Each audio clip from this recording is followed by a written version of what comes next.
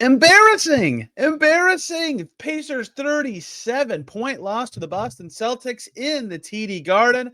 Out-hustled, outclassed, destroyed by the Celtics. Much to discuss on today's Locked On Pacers podcast.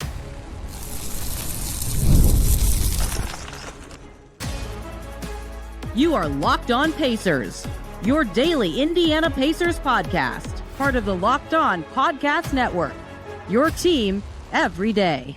What up, y'all? Happy Saturday, happy weekend, whenever you're tuning in, and welcome into another edition of the Locked On Pacers podcast, where we, of course, talk about the Indiana Pacers. As always, my name's Tony East. I cover the team for Forbes, and today, oh man, do we have a yucky game to discuss. Pacers going to Boston. Not a game many thought they'd win. We'll talk about that. That's not relevant. They got their butts kicked. 37 points was the final score margin. 142 for the Celtics. That's too many to allow. 105 for the Pacers. That's too few to score. Pacers just get crushed in many ways. Context be darned. You get beat that bad. Some of the ways they got beat were not what you want, let's say. They've got to be better than this. They have another chance on Sunday, but we have a lot to discuss from this game. I think Rick Carlisle nailed it, right after the game. One of the things he brought up was offensive rebounding and how he thought that was the biggest issue in the first half. And there were like 1,000 issues in the first half, but that was the summation. I always write down plays during the game that I consider like leading off with for podcasts. Okay, that play really defines what happened this game. That's a great summary in 12 seconds of this 48-minute game. And in this game, it was a Peyton Pritchard basket. Peyton Pritchard catches on the right wing. He's being guarded by Tyrese Haliburton. And he kind of backs him down, kind of just goes at him. An odd drive for a guy my height, maybe shorter than me. And he gets Haliburton to the rim, and he takes a tough layup, and he missed it. Ball goes over the rim from right to left. But pesky Peyton Pritchard goes over and gets it. Gets the offensive rebound. Haliburton wasn't even close to the ball for the first one. So that's an offensive rebound for Peyton Pritchard. Then shoots the layup from the left side of the basket. Now Haliburton, trying to get over to contest after not getting the rebound, is unable to get over to the right side because Peyton Pritchard missed again. Ben Mathurin does come down, but Peyton Pritchard gets it instead of both of them, instead of both Mathurin and Haliburton, and then scores 2 points. Peyton Pritchard was this game's leader in offensive rebounds with 5. The Pacers were okay in the offensive glass. They had 13. The Celtics had 18. Celtics are really good, really good. You can't give them extra chances or you just lose, right? They didn't have Drew Holiday or Chris Porzingis, and they still scored 142 points, and that's a major part of it. They had an unlimited number of chances to not even play their best, and they still played awesome. Per possession, they still were terrific, but I mean, that is the play that defined this game for the Pacers, is they just were not efforting. That was not a sentence. Their effort was not there at all. And that's what made this game so, I think, frustrating for a lot of people watching. And I doubt anybody made it through this whole game to see the fourth quarter, see the last minutes, whatever you want to say. But there were so many things pointing at this game as just like the Pacers were going to lose, right? They're playing in Boston for the first time this season. Last year, 2023-24, the Pacers' first game in Boston, they lost 155-104. They have a history of this being tough for them. It's a back-to-back. They played OKC last night. Tight, hard-fought game, big minutes for key players, right? Already tough. Travel back-to-back, okay? Boston's angry. They've lost 2 in a row and 3 out of 4. Andrew Nembhard, out. Injury management. He played the back-to-back on the road trip, but he played 19 minutes in the first game of that one. Not a tough one like he did for OKC. Obi Toppin out. He hurt his ankle against the Thunder, right? So many things. Minus 2 starters and 3 or 4, or whatever you want to say, rotation players, back-to-back in Boston, reigning champs, team that's kicked their butt before, team that's up in the playoffs last year. I think everybody would have been like, yeah, Pacers are going to lose that game, probably by double digits. But to just get out-efforted that is unacceptable almost, right? The routes to the Pacers upsetting the Celtics in this game, to me, there were 2, and they probably both really had to happen. One was variance. That can happen really in any game. And that happens the least to the Celtics because they shoot so many threes, they remove the variance. But one would have been shooting variance, right? The Pacers have a hot night. The Celtics have an off night. and the Pacers were able to keep up. And the Pacers have given the Celtics defense fits with their scoring before. Instead, the variance went against the Pacers. The Celtics shot 23 for 57 from deep. That's 40.4%. 6 from Jaylen Brown, 3 from Derek White, 4 from Peyton Pritchard, 3 for Al Horford, 3 for Jason Tatum. The Pacers went 11 for 39 from deep. That's 28.2%. That's a big haul. That's 12 more threes. That's 36 points the Celtics won the three-point line by, right? The other way the Pacers could have won this game or upset or whatever, been surprising, is a dominant effort game. Dominant on the glass. Hit hard, get the extra chances, and that's how you keep up. You have extra chances to score. Whoops, that didn't happen. They did get their own offensive rebounds, which made it look less lopsided in the rebounding battle. The Celtics won it by 13, but I always think people need to realize that when the shooting percentages are this skewed, like the Pacers missed 7 free throws and they missed 9 more shots. The Celtics only missed 4 free throws. Obviously, the Celtics are going to have more defensive rebounds. The rebounding battle wasn't that really much of an issue, but the giving up that many offensive boards made the effort battle advantage Celtics. The variance was advantage Celtics. The offensive rebounds was advantage Celtics. The talent advantage was advantage Celtics. The scheduling advantage was advantage Celtics. Do I need to keep going?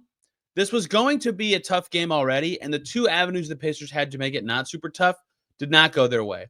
The Celtics are 15th in the NBA in offensive rebounds per game this season, 17th in offensive rebound rate. This is not something they're great at. They're below average by the numbers.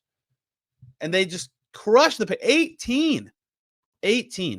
That is how I think I will remember this game. And I expected the Pacers to lose, and I expected them to lose by a lot, even with Drew Holiday and Kristaps Porzingis out. I did not expect them to fold like that. Good start. It was 11-11 after 6 minutes. I thought, oh, maybe this will be interesting. No. That was tied for the Celtics most offensive rebounds in a game this season. You know what their other game where they got 18 offensive rebounds was? Against the Pacers in Indy in late October. That game went to overtime, though. They got literally extra time in the game to get to 18 offensive rebounds. So that is, to me, very generically how I would describe this Pacers loss is, yes, no one expected them to win. But that can't be how you lose. It just can't be for so many reasons. The other part of it was they had no solution for Jaylen Brown. And Andrew Nembhard, I'm not sure who he would have guarded with Drew Holiday unavailable. I would have guessed Derek White, but another game where it's Siakam starts on Jaylen Brown. I always wonder if he should be on Tatum, and Mathurin's on Tatum. And no, they switched that up throughout the game, and there's all sorts of switching, and Siakam only played 24 minutes and all that. It's not on one player, but no matter who was on Jaylen Brown, the Pacers had no answer for him, right? They did okay on Tatum. They did okay on Derek White. They did okay on a lot of guys. They did not do okay on Jaylen Brown. He had 44 points. Second night in a row, the Pacers have given up over 40 from one guy. 16 for 24 from the field, 6 of 11 from deep, 5 boards, 3 assists, 4 steals, plus 30 was Jaylen Brown. He was unreal. That makes sense, right? He's really good, but it just never stopped. And he played 37 minutes in the blowout win. Pacers had no answer for him. They had no answer for themselves, and it never got better. And there was another moment that made me realize that the Pacers were going to lose this game, and that was very early. I just talked about this. It was 11-11. Great. That's a fine start for the Pacers. They'll take that kind of defense. I just lost the box score. There it is in my tabs. It was 11-11. Pacers defense was okay early. And they had just tied it up at 11 via Myles Turner cutting layup. That cutting layup happened 6 seconds after the first substitutions of the game. In those substitutions, Ben Shepherd came in for, Jarris Walker came in for Ben Shepherd, and Johnny Furphy came in for Pascal Siakam. Again, no Toppin, no Nembhard, no Nesmith. So these are the wings the Pacers have available for this game. And the second that happened, Peyton Pritchard came in for Sam Hauser. So the lineups on the floor at that moment were Peyton Pritchard, Derek White, Jaylen Brown, Jason Tatum, and Al Horford versus Tyrese Haliburton, Johnny Furphy, Jarris Walker, Ben Mathurin, and Myles Turner. If there weren't already enough signs that the Celtics might end up being the better team in this game, beyond the effort stuff, beyond Jaylen Brown being an unstoppable force, Jaylen Brown scored 5 points less than a minute after these subs in very quick succession.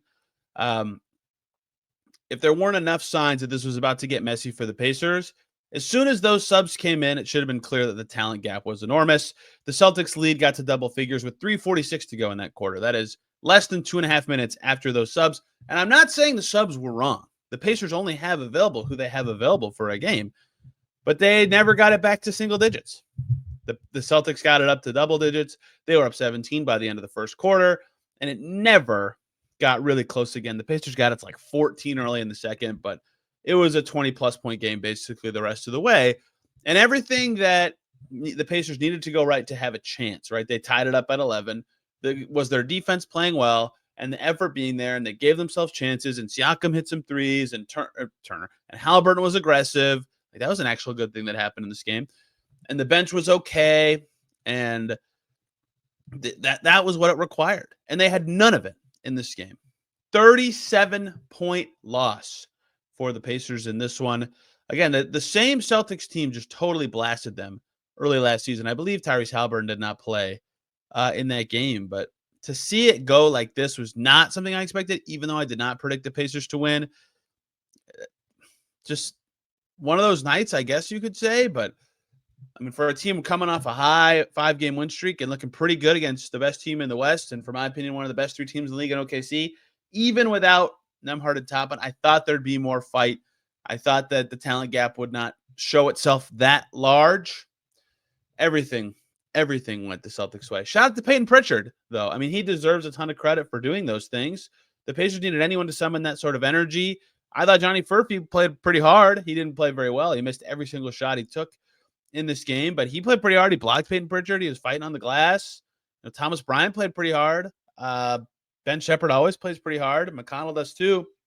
Not enough of that from the Pacers in this game. Not enough of anything from the Pacers in this game. Many more things were relevant to the Pacers losing this game that they actually can tangibly clean up in their next outing. Plus, some stuff did go well. Haliburton looked at the rim, and it went all right. He had a nice offensive night. Jarris Walker looked pretty good. Plenty more to talk about from Pacers Celtics on this episode of Locked On Pacers. Before we do any of that, though, need to very quickly talk to you guys about FanDuel. The NFL playoffs, they're almost here, a couple weeks away, and it's not too late to jump in on the NFL and NBA action on FanDuel. They are America's #1 sportsbook because right now, new customers on FanDuel can finish the season strong with NFL action and the NBA with $250 in bonus bets if your first $5 bet on FanDuel wins. FanDuel has so many ways for you to pick up a W. If you like betting on which players will score a touchdown, they have that. How many points each team's going to score, they have that. It's thrilling. Not only can you do that, you can do first touchdown scores, over-unders, your favorite parlays, money lines, everything. It's so much more over on FanDuel. Just visit FanDuel.com to join today. That's FanDuel.com for your chance at $250 in bonus bets. Make every moment more with FanDuel, an official sportsbook partner of the NFL. Back here on Locked On Pacers. Thanks for making this your first listen today and every single day, especially on the weekend. Much appreciated. I have a new mic for my shorts on the phone. I have a new headset or a new lamp thing for my desk to make the lighting look good. We're rocking here. Your second listen should be Locked On Celtics. I already watched John Corrales talk about Jaylen Brown. Or Locked On Kings, because the Kings fired Mike Brown. I can't believe it. Seems like a lot around the NBA can't believe it from some very on-the-record quotes. Matt George did an awesome job breaking down why he thinks that's a mistake, and I agree with him that it's a mistake. Matt George crushes it on Locked On Kings. That can also be your second listen. Let's keep going here on the Pacers, who got blasted by the Celtics. Blasted. They get another shot at Boston. The last time those teams will play this season on Sunday, and the Pacers have a lot to clean up. Obviously, look, the missing so many rotation players, maybe they get some better health stuff for Sunday. The variance probably, almost likely, will be a little bit more in their favor. The Celtics do shoot very well from 3 all the time, but Pacers were very substandard. I would expect the Pacers to come out with much more heart on the glass. Like all the things I talked about in the first segment, I feel like are obvious, like will change kind of things. The stuff that happened in this game that I'll be curious about adjustment-wise is some other stuff. One, fouling was really crazy for the Pacers. They were hammering the Celtics, 29 free throw attempts for Boston. Jaylen Brown with a bunch of those. Jordan Walsh had 4 free throw attempts. Jaden Springer had 6. Right, the Pacers were just a little too handsy in this game. They've got to clean that up. But the flip side of that was, yes, the Pacers drew fouls themselves and missed free throws. In the end of this game, though, the Pacers took 18 shots inside of 4 feet. That's not very many. The Celtics, who took over 53s, the Celtics took 25 shots inside 5 feet, 7 more. But from 4 to 14 feet, so like in the paint or close, those are fine in general looks. The Celtics took 5 shots from there, right? So they took 30 shots inside 14 feet. Only 5 of them were outside of 5 feet. The Pacers took 22 shots from outside 4 feet to 14 feet out. And they were 7 for 22 on those. They could not get all the way to the rim. They were taking tougher shots in the paint or in the lane or on the short wing, whatever you want to call it. And they're naturally going to be a little higher on those because of TJ McConnell. Like, that's a shot he likes, obviously. But they have to find a way to get to the rim, right? The free throws were not that imbalanced, but the way they were generated, a lot of Mathurin, a lot of Walker, those guys were actually getting to the rim in this game. That's almost half the Pacers' free throws were from those two players. I think the Pacers have to make an adjustment in this next game against Boston to get in deeper into the paint. Force that really strong defense to rotate. Create those open shots from deep because the Pacers shot pretty well in long twos. Almost all their threes are above the break threes. Boston had a larger percentage there.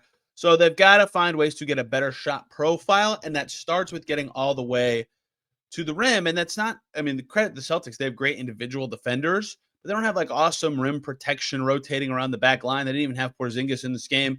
So when the Pacers do create that separation and that advantage, they've got to get in as deep as they can, make sure they can keep that defense rotating and going in that way. And I think the foul numbers bear that out pretty well. Turnovers also something the Pacers, I mean, 12 doesn't seem that crazy, but Rick Carlisle correctly pointing out afterwards that the timeliness of them was bad, and they were all just like, not all, but many of them were just like, oh, Jaylen Brown just took it from you and scored. Boston wins the points off turnovers battle. Pacers need to clean that up.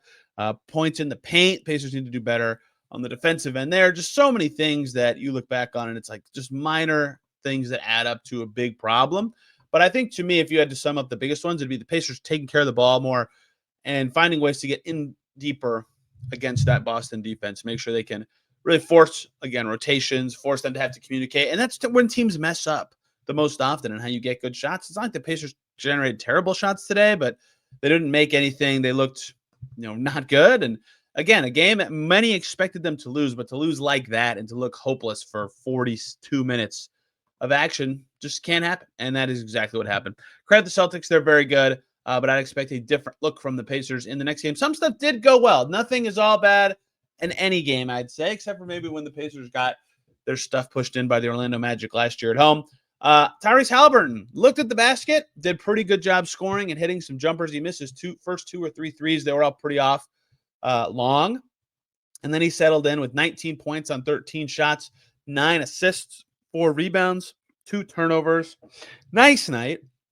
It wasn't so good that it changed the game any sort of significant way. I think some of that is that the rest of the starting lineup combined had 4 assists. Like the purposeful ball movement that has been defining this team's raised level of play wasn't there. They didn't feel like they had any sort of force or organizing principle really helping them get going. But Haliburton was able to create a lot of those buckets for himself. And that was really important, I think, to see him just have that focus on scoring again. If they had this version of him against OKC, they might have won that game, especially in crunch time. But he did show up in this one. He played through the end of the third quarter. Mathurin played early fourth when the Pacers were kind of putting in their bench and then cleared it eventually. But when the teams were using their normal rotations, Haliburton played the longest of any starter and was just below his season averages of 19 and 9. That's not a good thing. Being below average is still bad, but a needed change of perception and focus from him after the game he had against the Thunder, where Derek Kramer and I talked about that, just didn't give him enough on the offensive end in that one. Siakam was the reason the Pacers had a chance early. 14 and 9 for him was his final stat line. He only took 11 shots. He played under 24 minutes. That's why those numbers scoring-wise seem a little low. But he was hitting threes, and he was good against Boston in the playoffs last year. For all the things Boston has, they don't really have like an awesome 4-man defender, right? They have lots of good wing defenders. They have lots of great defenders. Anyone on their team can shut someone down to some extent, but no one who on a 6'9" guy who could score from anyone on the floor can really lock him up. I think Siakam is due for a bigger game in the next one as well. From a bounce back perspective, 2 other guys on the bench who I thought were pretty good. Jarris Walker was solid again, 5 for 10 for 15 points, 5 assists, 2 steals. He was making plays, especially in the second half.